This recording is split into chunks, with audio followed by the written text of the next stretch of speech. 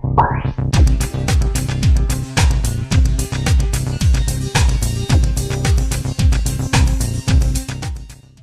faly miarabantsika mpanaraka fandarana bonjournaux sy ny self défense ndray zay am'ty androany ity a de ty ndray a misy teknika vaovao a omeny anareo am'ty androany ity a karaha misy olona manao menansy anao a na eo amin'ny broy anao a na any amin'ny toerana fisakafoanana ka manao menansy le olona miaraka amin'ny antsy a de ohatra zao ny teknika atsika no ataontsika amin'ny zany zavatra zany.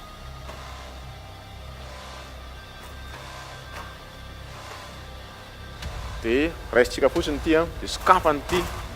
de milatsaka izy a de atony lohany de tindrena ao ny lohany a de raisina vato ny tanany a de ahodina fotsiny ity a de zao a de latsaka ho azy le antsy am'izay fotoana zay. Ka manao menansy am'le antsy izy a sy mitehany amin'ny table ny tanany de zao no anaovantsika anazy a ny tanany mitehany iny a no raisina de sokafana ohatra zao a de milatsaka izy a de tsindriana eo ny lohany de avy eo am'izay a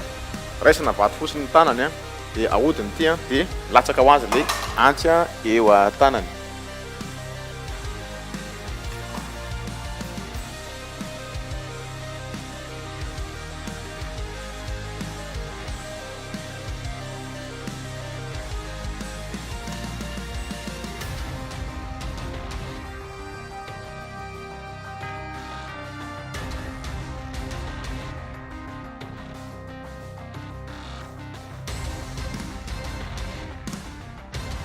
Zay ndray a ny teknika ny azo natolotra antsika tamin'ity androany ity a de mbola manasa antsika ndray a ny anaraka ny fandarana bonjournaux sy ny self défense a amin'ny herin'ny androany a toy izao ndray.